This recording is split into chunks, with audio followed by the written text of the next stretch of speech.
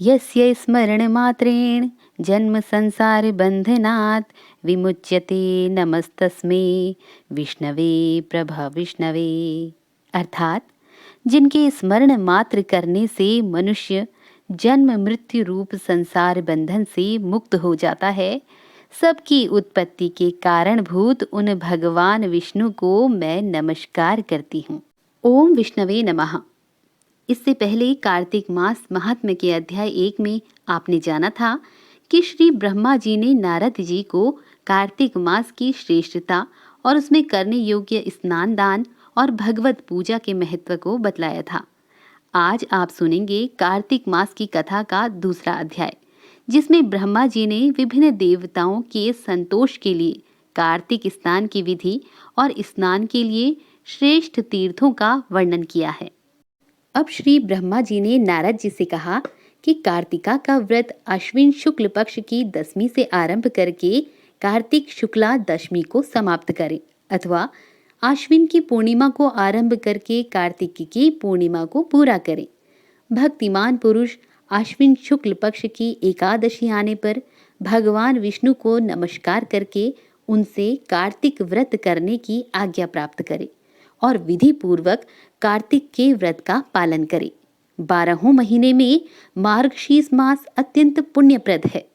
उससे अधिक पुण्य फल देने वाला नर्मदा के तट पर वैशाख मास बताया गया है। उससे लाख गुना अधिक प्रयाग में माघ मास का महत्व है। उससे भी महान फल देने वाला कार्तिक मास है। इसका महत्व सर्वत्र जल में एक सा ही है। एक ओर सब दान व्रत और नियम तथा दूसरी ओर कार्तिक के स्नान को तराजू पर रखकर श्री ब्रह्मा जी ने तोला तो कार्तिक का ही पलड़ा भारी रहा। स्नान, दीपदान, तुलसी के पौधे को लगाना और सींचना, पृथ्वी पर शयन, ब्रह्मचर्य का पालन, भगवान विष्णु के नामों का कीर्तन और पुराणों का श्रवण, इन सब नियमों का जो व्यक्ति कार्तिक मास में निष्काम भाव से पालन करते हैं, वे ही जीवन मुक्त है। यह व्रत भगवान श्री कृष्ण को बहुत प्रिय है। सूर्य भक्त, गणेश भक्त, शक्ति उपासक, शिवोपासक और वैष्णव सभी को सब पापों का निवारण करने के लिए कार्तिक स्नान करना चाहिए। सूर्य की प्रीति के लिए जब तक सूर्य नारायण तुला राशि पर स्थित हो तब तक व्रत करना चाहिए। अश्विन की पूर्णिमा से लेकर कार्तिक की पूर्णिमा तक भगवान शंकर की प्रसन्नता के लिए स्नान करना चाहिए। देवी पक्ष अर्थात अश्विन शुक्ल पक्ष की प्रतिपदा से लेकर कार्तिक कृष्ण चतुर्दशी की महारात्रि के आने तक भगवती दुर्गा की प्रसन्नता के लिए स्नान करना चाहिए। गणेश जी की प्रसन्नता के लिए अश्विन कृष्ण चतुर्थी से लेकर कार्तिक कृष्ण चतुर्थी तक नियम पूर्वक स्नान करना चाहिए। जो अश्विन शुक्ल पक्ष की एकादशी से लेकर कार्तिक शुक्ल एकादशी तक कार्तिक व्रत की समाप्ति करता है, उसके ऊपर भगवान जनार्दन प्रसन्न होते हैं। जो ब्राह्मण कार्तिक में प्रातःकाल स्नान करते हैं, उन्हें ओढ़ने के लिए कंबल या रजाई देकर स्नान जनित पुण्य फल को प्राप्त करें। कार्तिक मास में विशेषता श्री राधा रानी और श्री कृष्ण की पूजा करनी चाहिए। जो कार्तिक में तुलसी वृक्ष के नीचे श्री राधा रानी और श्री कृष्ण की मूर्ति का निष्काम भाव से पूजन करते हैं, उन्हें जीवन मुक्त समझना चाहिए। हजारों पापों से मुक्त मनुष्य ही क्यों न हो, वह कार्तिक स्नान से अवश्य पाप मुक्त हो जाता है। तुलसी के अभाव में आंवले के नीचे पूजन करना चाहिए।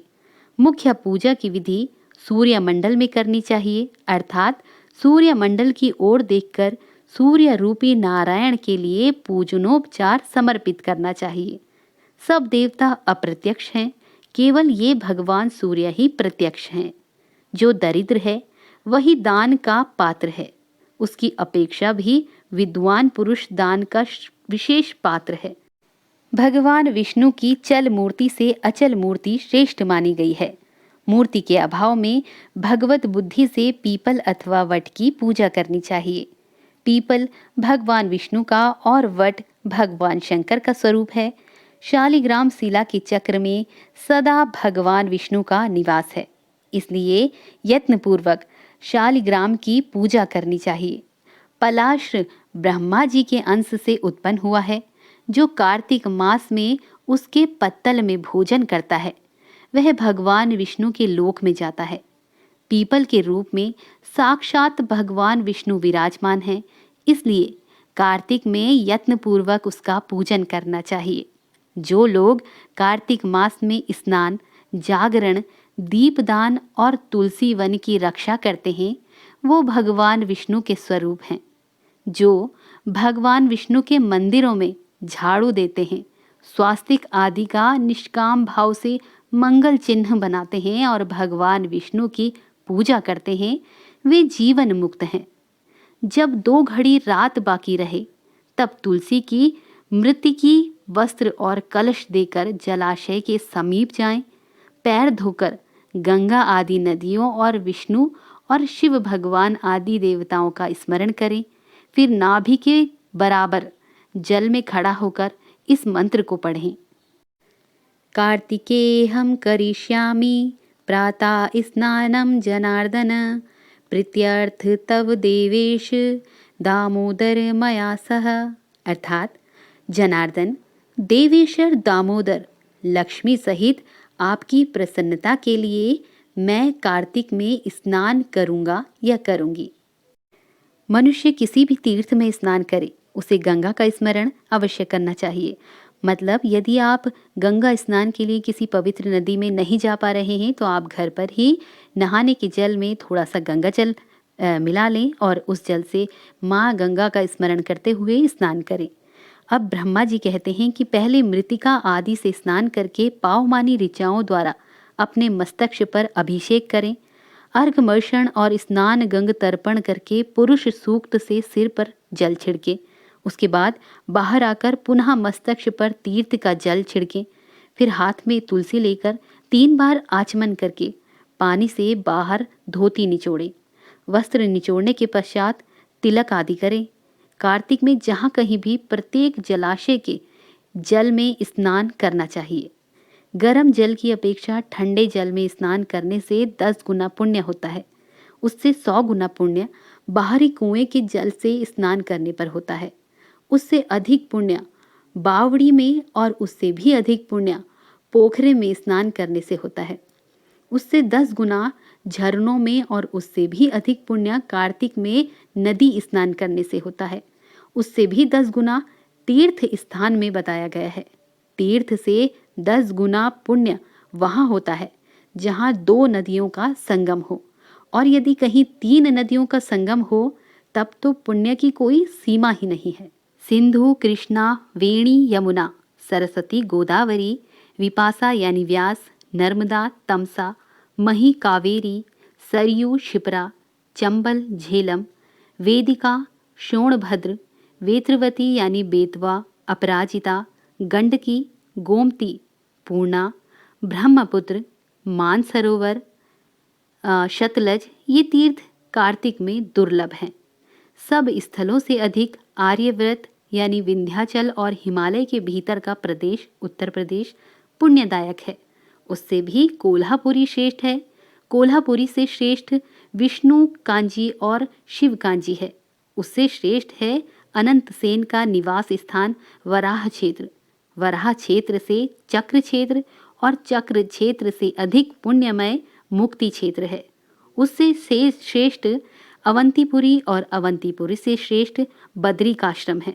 बद्री का आश्रम से अयोध्या, अयोध्या से गंगद्वार, गंगद्वार से कनखल और कनखल से भी श्रेष्ठ मथुरा है, क्योंकि कार्तिक में स्वयं भगवान राधा कृष्ण यहाँ पर स्नान करते हैं। मथुरा से भी श्रेष्ठ द्वारका है, जिन्होंने भगवान गोविंद में अपने चित्त को लगा रखा है। उनके लिए द्वारका सूर्य के समान पुण्य का प्रकाश करने वाली है। द्वारका से भी श्रेष्ठ भागीरथी है, वह भी जहाँ विंध्य पर्वत से मिलती है वहाँ अधिक श्रेष्ठ है। उससे 10 गुना पुण्य तीर्थराज प्रयाग में होता है। उससे श्रेष्ठ काशी है, जिसके आश्रय से गंगा जी भी मनुष्यों के सब पापों का नाश करती है। काशी में पंचगंगा तीर्थ है, जो तीनों लोकों में विख्यात है। कार्तिक मास आने पर रौरव नर्क में पड़े हुए पितृ भी चिल्लाते हैं कि क्या हमारे वंश में कोई ऐसा भाग्यवान पैदा होगा जो पंच गंगा में स्नान करके हमारे लिए नरक से उद्धार करने वाला तर्पण करेगा। लाखों पाप करके भी मनुष्य यदि पंचगंगा में नहाकर विंदु माधव जी की पूजा करे तो उसके सभी पाप तत्काल नष्ट हो जाते हैं। कुछ रात बाकी रहे तभी स्नान किया जाए तो वो उत्तम और भगवान विष्णु को संतुष्ट करने वाला है। सूर्योदय काल में किया हुआ स्नान मध्यम श्रेणी का है। जब तक कृतिका अस्त न हो तभी तक स्नान का उत्तम समय है, अन्यथा बहुत विलंब करके किया हुआ स्नान कार्तिक स्नान की श्रेणी में नहीं आता। स्त्रियों को पति की आज्ञा लेकर कार्तिक स्नान करना चाहिए, क्योंकि पति से बिना पूछे जो धर्म कार्य किया जाए वह पति की आयु को क्षीण कर देता है। स्त्रियों के लिए पति की सेवा छोड़कर दूसरा कोई धर्म नहीं है। जो पति की आज्ञा का पालन करे वही इस संसार में धर्मवती है, केवल व्रत आदि से धर्मवती नहीं होती। पति यदि दरिद्र, पतित, मूर्ख और दीन भी हो तो वह वैसा होता हुआ भी स्त्री का आश्रय है। उसके त्याग से स्त्री नरक में गिरती है। जिसके दोनों हाथ, दोनों पैर, वाणी और मन ये काबू में रहे तथा जिसमें विद्या, तप एवं कीर्ति हो वही मनुष्य तीर्थ के फल का भागी होता है। जिसकी तीर्थ में श्रद्धा ना हो, जो तीर्थ में भी पाप की ही बात सोचता हो, नास्तिक हो, जिसका मन दुविधा में पड़ा हो तथा जो कोरा तर्कवादी हो, ये 5 प्रकार के मनुष्य तीर्थ फल के भागी नहीं होते। जो ब्राह्मण प्रतिदिन प्रातःकाल उठकर तीर्थ में स्नान करता है वह सब पापों से मुक्त होकर पर ब्रह्म परमात्मा को प्राप्त होता है। स्नान का तत्व जानने वाले मनीषी पुरुषों के 4 प्रकार के स्नान बताए हैं: वायव्य, वारुण, ब्रह्मा और दिव्या। गोधूली में किया हुआ स्नान वायव्य कहलाता है।